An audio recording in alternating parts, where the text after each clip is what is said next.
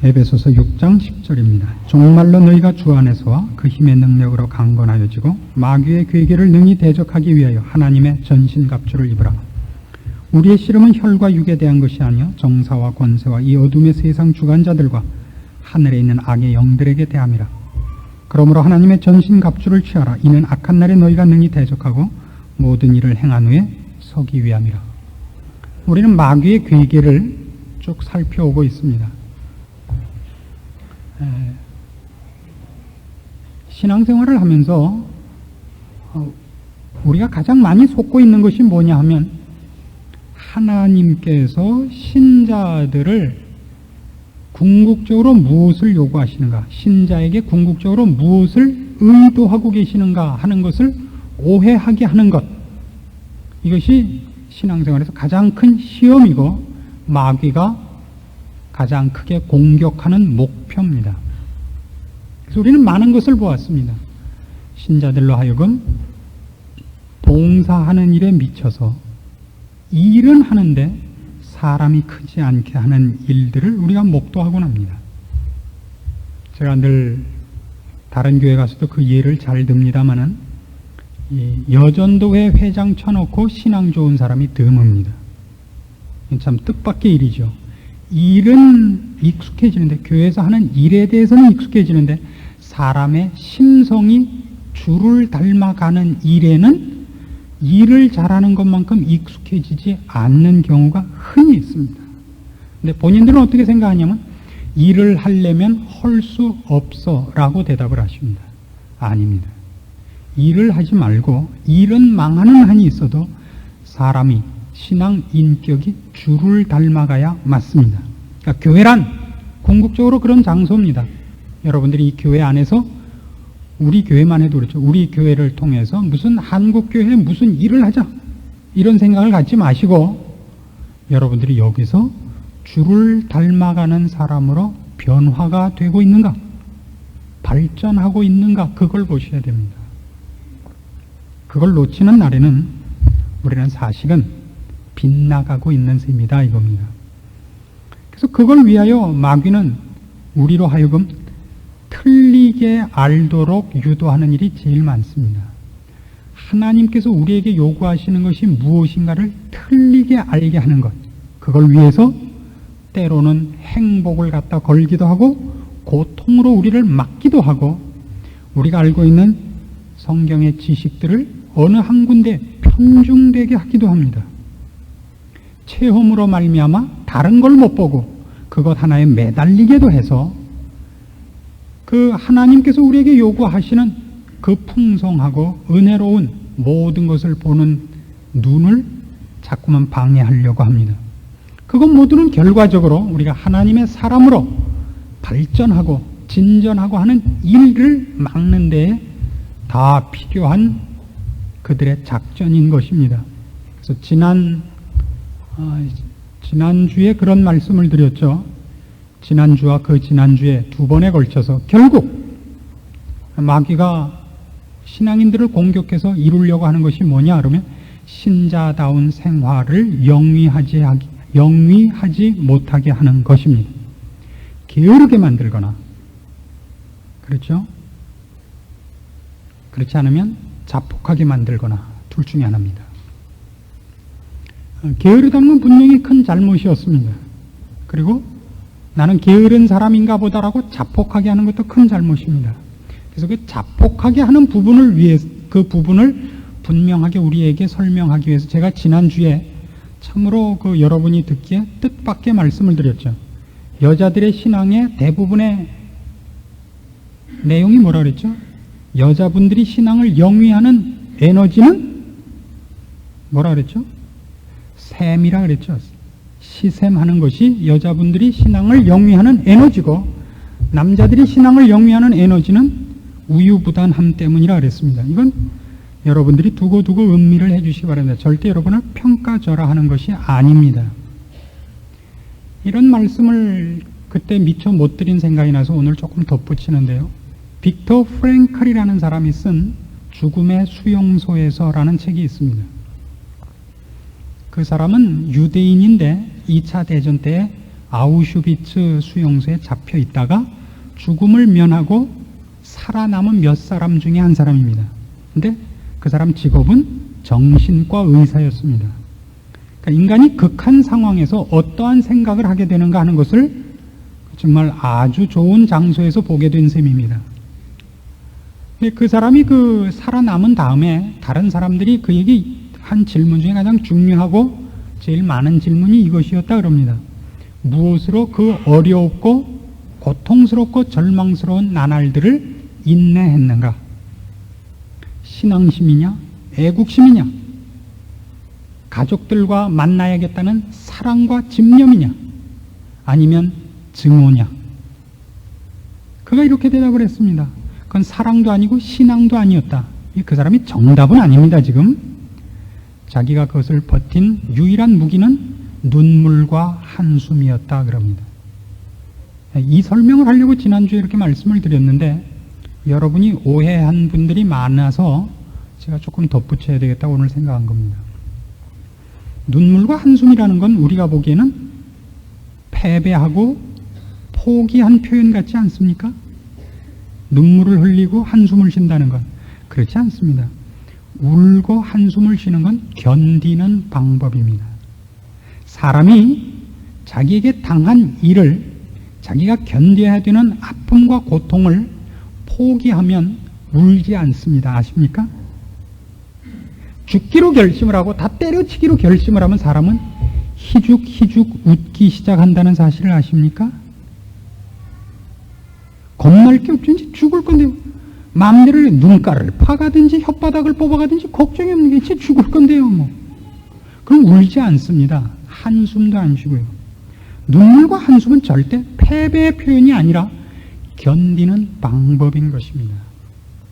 제가 왜 지난주에 이 말씀을 그렇게 드렸느냐 하면 여러분들은 신앙이라는 걸 영위하는 에너지가 감격과 승리와 희열일 거라고 생각하는 하는 것 때문에 여러분 스스로가 신자로서 정당한 길을 걷고 있다는 것을 오해해서 난 아니야, 난 잘못하고 있어 이렇게 스스로를 평가절하하고 사실과 다르게 자신을 낙심시킬 위험성이 있기 때문에 그렇습니다.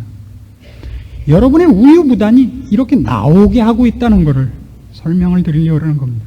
그 정도가 인간이 내는 최고의 성의인 것입니다. 그 이상일 거라고 생각하지 마십시오.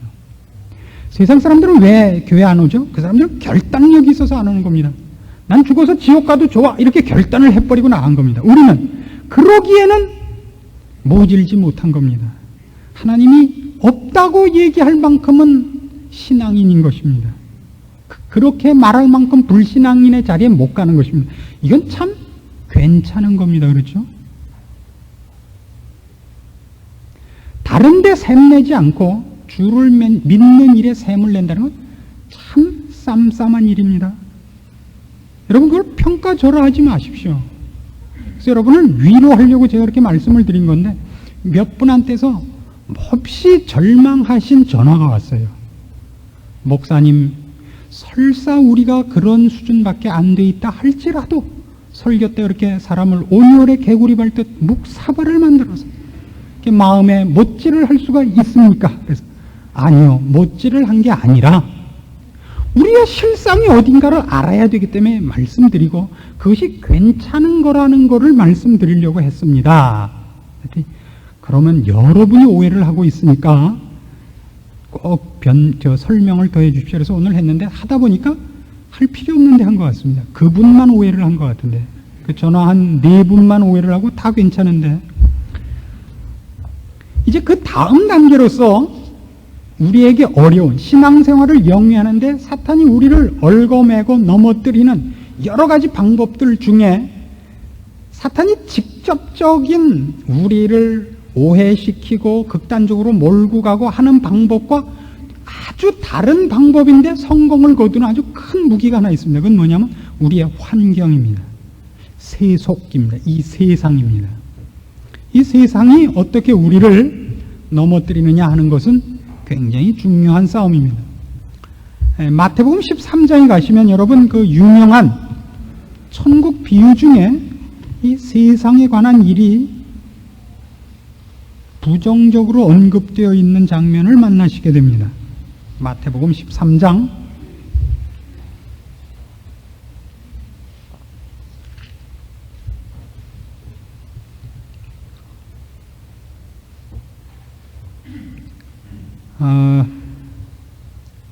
18절부터 봅시다.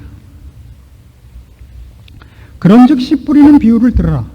아무나 천국 말씀을 듣고 깨닫지 못할 때는 악한 자가 와서 그 마음에 뿌리운 것을 빼앗나니 이는 곧 길가에 뿌리운 자요 돌밭에 뿌리었다는 것은 말씀을 듣고 즉시 기쁨으로 받되 그 속에 뿌리가 없어 잠시 견디다가 말씀을 인하여 환난이나 핍박이 일어나는 때에는 곧 넘어지는 자요 가시떨기에 뿌리었다는 것은 말씀을 들으나 세상의 염려와 재리의 유혹에 말씀이 막혀 결실치 못하는 자요. 이 22절에 오늘 우리가 살피려는 세상, 세속이 등장을 합니다. 말씀을 들었는데 무엇으로 그 말씀이 결실치 못하게 막힌다고요? 세상 염려 때문에. 이 문제로 인하여 여러분 잘 아시는 대로 기독교 역사상의 유명한 시행착오 금욕주의가 등장을 하고 수도원 제도가 등장을 했었습니다.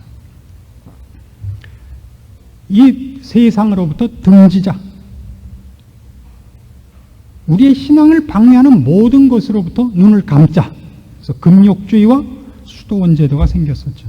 그러나 우리가 기독교 역사를 통해서 배운 것은 그것이 신앙을 깊이 있게 만드는데 도움이 되는 것은 아니더라 하는 것이었습니다. 기독교 역사로 우리가 배운 것입니다. 이 세상이라는 것이 얼마나 무서운 거냐 하면 말이죠. 이 세상의 유혹에 이기는 사람이 쉽지 않습니다.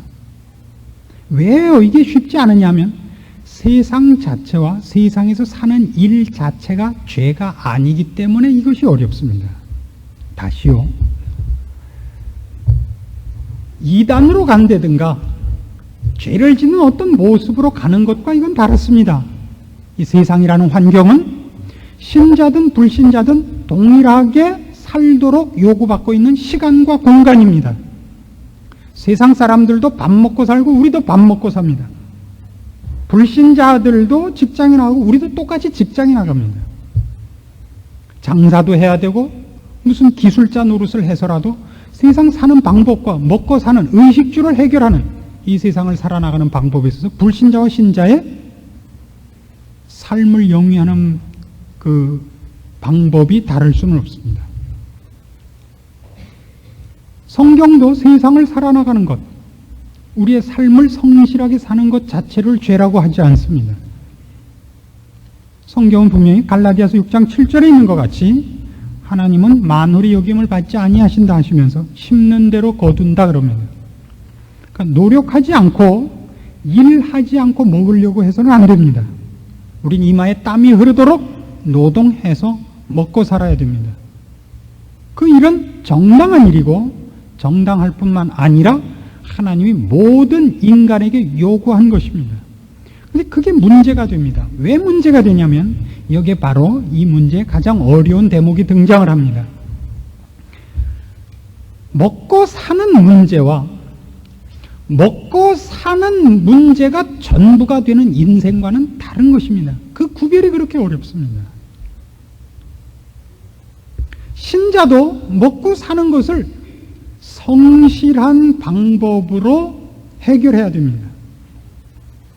직장에 나가고 열심히 일해서 먹고 살아야 됩니다. 그러나 먹고 살고 생존하는 것이 신자에게 최고의 목표는 아닙니다. 그렇죠? 다른 세상 사람들은 배를 불리고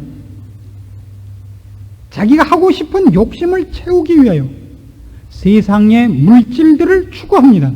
디모데서에서 얘기하는 식으로 하면 돈을 사랑하는 것이 일만하게 뿌리라 하는 이유입니다. 돈을 사랑하는 것, 돈을 사랑한다는 것은 돈으로 해결할 수 있는 모든 것을 최고의 목표로 가지는 것을 의미합니다. 예수를 믿고 영적으로 사는 것은 돈으로 해결하지 못합니다. 그러나 세상의 쾌락은 돈으로 구할 수 있습니다.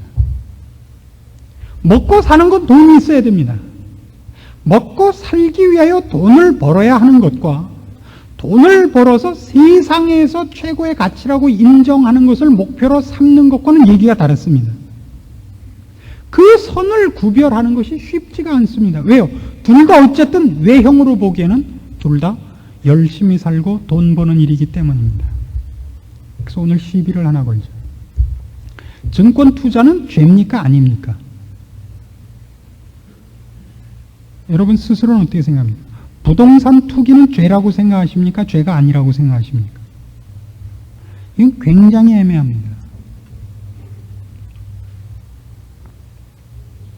아주 쉽게 이런 예를 들어보십시오. 이거 아주 어려운 비유니까 여러분 두고두고 생각하세요. 어디 가서 홀라랑 얘기하지 마시고. 여러분 운전을 하고 가시다가 교통경찰에게 걸리면 딱지를 띱니까? 돈을 내고 해결을 하십니까? 어느 쪽이 성경적입니까? 성경엔 그 문제에 대해서 답이 없습니다. 저는 돈을 내서 있었던 일을 없게 만들거나 부당한 이익을 보자는 차원에서는 그것이 분명히 죄라는 걸 압니다. 그렇지 않은 차원에서는 저도 돈 주고 해결합니다. 이야, 이거 우리 목사님은 좀 희한하다는 생각이 드십니까? 우리나라에서 그 급행료라는 것은 서구에서 생각하는 것하고는 좀 다릅니다. 우리가 잘 아는 대로 우리나라 하급 공무원, 아니 고급 공무원도 그렇습니다.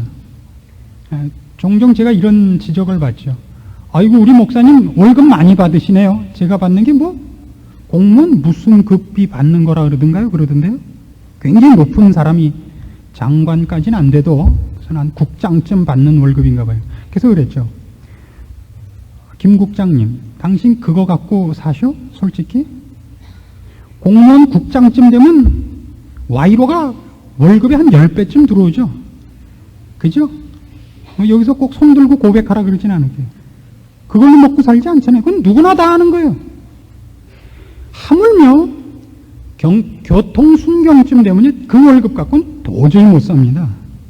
그리고 위에다 상납도 해야 됩니다. 그럼 우리가 다 아는 일입니다. 그래야 그 사람이 그걸로 감사헌금을 냅니다. 그렇잖아요. 무슨 돈으로 11절 내고 감사헌금을 내고 건축헌금 약속한 걸 뭘로 낼 거예요? 그 돈으로 자기네 자식들 나가는 학교 선생님께 촌지도 드려야 되고. 우리나라 그렇게 경제구조가 돌아가게 되어 있습니다. 아직까지는 틀이 다 안 잡혀 있죠. 현실화되어 있지 않은 게 많습니다. 그렇죠? 그걸 저는 아직 죄라고 보지 않습니다. 그래서 내가 사람을 죽였는데 그걸 목도한 순경한테 돈 갖다 칵 앵겨갖고 없었던 걸로, 이거는 범죄입니다. 그 구별이 근데 굉장히 애매하죠. 그래서 오늘 바로 이 문제입니다. 예를 들면 누가복음 21장으로 가보세요. 이런 말 해갖고 이익 보는 게 없는데도 참 꼭 이런 고백적, 자서전적 고백을 해가지고 꼭 손해를 봅니다. 사실은 여러분은 참 목사님 잘 만난 거죠. 이렇게 자기의 명예를 돌보지 않고 그 양떼를 위하여 목숨과 명예를 헌신짝같이 버리시는 괜찮은 목사를 만난 겁니다. 누가복음 21장 34절. 너희는 스스로 조심하라. 그렇지 않으면 방탕함과 술 취함과 생활의 염려로 마음이 둔하여지고 뜻밖의 그날이 덫과 같이 너희에게 임하리라. 이 날은 온 지구상에 거하는 모든 사람에게 임하리라. 재림을 예언하시면서 주님이 뭘라 그러시냐 하면 스스로 조심하는데 뭘 조심해야 되냐? 방탕하고 있거나 술 취하지 말고 생활의 염려로 마음이 둔하여지지 말라 그럽니다. 방탕과 술 취함이라는 건 분명히 예수 믿는 사람이 피해야 되는 일이죠. 근데 그게 뭐하고 같이 있느냐면 생활의 염려라는 것과 같이 있습니다. 그러니까 여기서 방탕함이다, 술 취함이라는 건 부도덕하다는 차원에서 경계하라는 것은 아닙니다. 이게 제일 재밌어요. 이게 바로 우리가 아주 오해하는 대목입니다. 술 먹고 방탕한 것은 부도덕하니까 죄다, 이렇게 성경은 얘기하지 않습니다. 부도덕하니까가 첫째가 아니고 방탕하다는 것은 낭비하고 허비한다는 뜻입니다. 그의 인생을 영원을 준비하는 기간으로 갖고 있지 않고 시간을 허송세월하고 있는 거예요. 그 오는 날 중요한 목표를 준비하지 못하는 것입니다. 술 취함도 그렇습니다. 술 취함은 우리가 잘 아는 대로 에베소서 5장 18절에 뭐라고 되어 있죠? 술 취하지 말고 성령 충만을 받으라 해요. 성령 충만과 술 취함을 왜 비교했다 그랬죠? 술 취함이라는 것도 술이라는 것이 인간을 이렇게 흔드는 것이기 때문에 등장시키는 겁니다. 다른 것에 내가 잡혀 있지 말라고요. 하나님 나라가 도래할 것을 준비해야 되는데 딴 게 나를 와서 붙잡아가지고 영원한 것, 거룩한 것, 가치 있고 진리되는 것을 준비하지 못하게 뭐가 나를 장악하지 못하게 하라고요. 그것 중에 하나가 뭐냐면 세상의 염려란 말이에요. 세상에서 어떻게 남보다 잘 살까? 여러분, 여자분들에게만 물어봅시다. 여자분들이 옷을 입을 만큼 삽니까? 아니죠. 그건 순 자존심 문제죠. 누구네도 뭐 샀는데 왜 우린 못 사냐? 이거죠. 누구네도 뭐 했는데 왜 우린 못 하냐? 차도 그래요. 좋은 차 타는 가장 큰 이유가 뭐죠? 우리나라 사람들은? 누구네도 무슨 차 샀는데 왜 우리가 못 사냐예요. 그렇죠. 그런 것들이 나를 붙잡지 못하게 하라고요. 우리가 사는 이 세상이 우리에게 무서운 이유가 바로 이겁니다.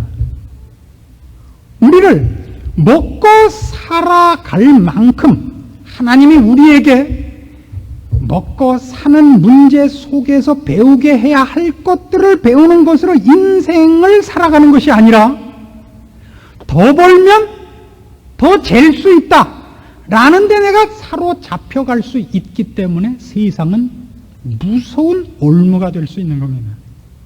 그걸 외면하는 것은 안 되는 이유가 그 속에서 하나님이 하시고자 하는 교육과 깨우치시고자 하는 내용들을 수도원에 들어가고 금욕주의로 도망가 버리면은 못 배웁니다. 세상에서 여러분이 애 낳고 부부싸움하고 회사에서 싫은 소리 듣고 뭐 강도도 만나보고 교통사고도 나보고 하는 속에서 얼마나 많은 것을 배우는지 모릅니다. 즉 인생을 살면서 하나님이 그 속에서 인생이 무엇이냐? 세상이 무엇이냐? 사람이 얼마나 악하냐? 그리고 하나님의 돌보심이 얼마나 기가 막히냐? 요셉이 종으로 팔려가고 감옥에 갇히지만 하나님이 요셉과 함께 하심으로 그가 형통한 자가 되었더라라는 말이 무엇이냐? 우리 애가 학교에 떨어지고 귀를 앓고 이빨이 빠지고 그렇지만 그 속에서 내가 비록 이것을 잃었지만 더 큰 것을 배웠습니다. 얻었습니다. 확보했습니다. 하는 일들이 우리의 인생 속에 감춰져 있는 것을 봐야 하는 것이 하나님이 우리를 세상에서 살게 하시는 이유입니다. 당하고 울고 아픈 것 같지만 그 속에서 겉사람은 후패하나 우리의 속은 날로 새로운 그런 인도하심과 간섭하심이 있습니다. 그런데 그걸 배우는 게 아니라 야 권세를 하나 더 가지면 하나 더 재더라. 돈을 한 푼 더 가지면 한 푼어치 더 유쾌하게 살 수 있더라. 로 잡혀갈 수 있더라고요. 그래서 바로 거기서 우리가 성경이 얘기하는 대로 깨어 있으라라는 말을 상기해야 되는 것입니다. 깨어 있으라. 경성하라. 깨어 기도하라. 이 세상을 사랑치 말라 하는 말들을 거기에 도입할 줄 알아야 되는 것입니다. 하나님이 우리에게 복을 주시고 하나님이 우리에게 무엇을 깨우치시는 방법이 가장 많이 어디에서 있습니까? 평범한 삶 속에 있습니다. 회사에 나가고 집에서 빨래하고 차 타고 내리고 하는 속에 있습니다. 남을 미워하지 않는 법, 원수를 내 손으로 갚지 않는 법, 오른쪽 뺨을 맞고 왼쪽 뺨을 대는 법을 거기서 배워야 됩니다. 원수 갚는 것이 내게 있으니 내게 맡기고 너희는 원수가 줄이거든 먹여라 하는 말씀을 적용하려고 애를 써야 됩니다. 근데 우리는 다르게 배우기 시작을 합니다. 아니더라. 오른편 뺨을 때리면 그냥 눈가루 콱 뽑아버려야 되더라. 이렇게 배우는 겁니다. 졌더니 이 맹수들이 사람 알기를 아주 지렁이같이 알더라. 여긴 벌써 세상에 지고 들어가는 겁니다. 그 싸움을 할 줄 알아야 됩니다. 많은 사람이 그래요. 지고 사십시오. 원수를 갚지 마십시오. 그건 하나님께 맡기십시오. 목사님은 세상을 몰라서 그래요. 웃기는 얘기가 이거보다 더 웃기는 얘기가 없습니다. 목사가 세상을 몰라요? 여러분이 모르죠. 목사가 뭘 모른다 말이에요? 세상이 얼마나 악한지 모른다 이거죠? 그렇게 살면 안 되는 줄 모른다 이거죠? 여러분이 모르죠. 여러분은 결국 이렇게 결론을 내린 거 아니에요? 신자로서 살지 말자. 세상에 나가면 악랄무쌍하게 살고 교회 와서는 그럴듯한 표정을 짓자. 이렇게 되어버렸잖아요. 다 지고 들어온 거 아닙니까? 목사님은 세상을 몰라요. 그럼요. 근데 여러분은 하나님을 너무 모르시는군요. 우리를 이 땅에 살게 하신, 이 세상에다 우리의 거처를 두고 살게 하신 하나님의 뜻과 하나님의 지혜에 대해서는 너무 모르시는 겁니다. 이것이 우리가 몸담고 있는 세상이 무서운 이유입니다. 우린 그 속에서 살아야 되고 그 속에서 하나님의 손길과 인도하심과 깨우치심으로 거기서 살찌고 깊어지고 넓어지고 커집니다. 그러나 아차 하면 잡혀갑니다. 금방 잡혀갑니다. 그래서 무섭습니다. 우리의 기도의 제목들을 보십시오. 여러분의 기도들이 다 뭡니까? 지금 당장 하나님께서 지금부터 3가지 소원을 들어주겠다. 그럼 맨 처음 소원이 뭡니까? 빨리 여러분 속에서 대답해 보세요. 제일 첫 번째 소원, 돈벼락이나 콱 주십시오. 제일 첫 번째 소원이죠. 그죠? 아니면 누구 건강하게 해 주십시오. 누구 병 낫게 해 주십시오. 셋째는 그저 뭐 대통령까지는 말고 장관쯤 하나 요구하라 그러면 여러분이 얼마나 여러분 스스로가 세상에 지고 있는가를 금방 알 수 있습니다. 하나님이 저에게 3가지 소원을 들어준다면 제가 제일 먼저 뭐라 그럴 것 같습니까? 하나님 할만하시거든 지금 데려가 주십시오. 얼마나 다르습니까? 얼마나 달라요? 할만하시거든 저를 데려가 주십시오. 두 번째는 더 허락하신다면 제 아내와 저를 한꺼번에 데려가 주십시오. 그럼 마지막은 뭐냐? 조금만 더 허락하신다면 저희 애들까지 한꺼번에 데려가 주십시오. 네 번째가 있다면 우리 장로님들하고 한꺼번에 데려가 주십시오. 왜요? 우린 천국 가는 게 사실 제일 좋습니다. 물론 죽기 위해서 사는 것은 아닙니다. 하나님께서 지금 우리를 통하여 하실 일이 있으시고 우리를 통하여 영광 받으시며 우리를 더 영광스럽게 만드는데 시간이 필요하다 그래서 우리는 남아 있습니다. 사는 것도 주를 위해서 살고 죽는 것도 주를 위해서 삽니다. 우리가 죽으려고 발버둥 치는 사람은 아닙니다. 여기서 죽겠다는 의미는 세상이 우리의 목적지가 아니고 세상에 우리의 소원이 없습니다. 건강도 돈도 명예도 소원일 것이 없습니다. 우리는 이 세상에서 열심히 성실히 살도록 되어 있지. 마태복음 6장에서 얘기하는 식으로 그러므로 너희가 무엇을 먹을까 무엇을 마실까 무엇을 입을까 염려하지 말라를 기억하고 사는 사람이기 때문입니다. 하늘에 계신 너희 천부께서 이런 것들이 너희에게 있어야 하는 줄 먼저 아시느니라. 우리는 우리의 생존을 위해서 그런 것들이 필수적이라고 느끼지는 않습니다. 하나님이 그걸 우리에게 주시되 성실히 살아야 주시는 방법을 우리에게 요구하고 계시는 것이지 우리가 발버둥 치지 않으면 우리는 오늘 금방 죽고 말 것이다. 이런 위기감으로 발버둥 치고 세상에 붙어 있는 것은 아닙니다. 오늘 있다가 내일 아궁이에 던지우는 들풀도 하나님이 입히시고 솔로몬의 모든 영광으로도 들에 핀 백합화의 아름다움을 쫓지 못했습니다. 이것이 우리가 아는 신앙입니다.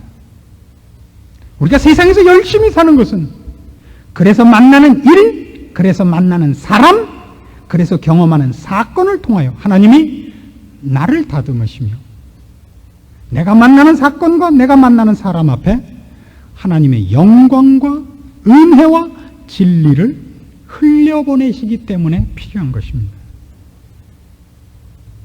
세상은 하나님께서 그의 영광을 펼치시면 그의 은혜를 베푸시는 공간과 시간으로 필요하지, 우리가 우리의 목숨을 연장하고 살아있게 하여 발버둥 쳐야 된 싸움터는 사실은 아닙니다.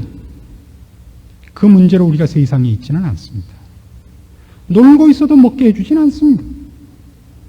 우리가 가서 땀 흘려 일하는 모든 곳, 모든 사건, 모든 만나는 사람들 앞에서 하나님은 사실은 내가 돈 벌어 먹고 살고 입고 마시는 일을 해결하는 것이 아니라 더 많은 일들을, 기적들을, 생명과 진리를 펼치고 계시는 겁니다.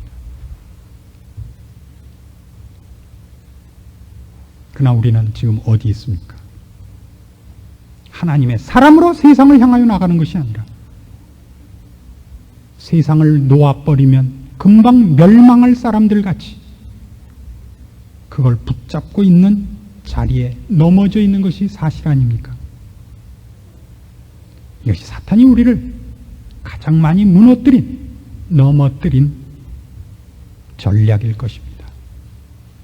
하나님의 방법으로 살면 하루도 목숨을 연장할 수 없을 것 같은 위기감을 조성하여 우리로 하여금 세상에 빌고 세상의 머리 조아리고 세상의 것을 확보하여 안심하는 자리에, 그래서 하나님을 잊어버리고 온통 세상의 일로 우리의 모든 정신을 몰두하고 신경 쓰고 모든 지혜와 열심과 시간을 다 그리로 써버리도록 우리를 몰아가고 있다고 결론 지을 수밖에 없습니다.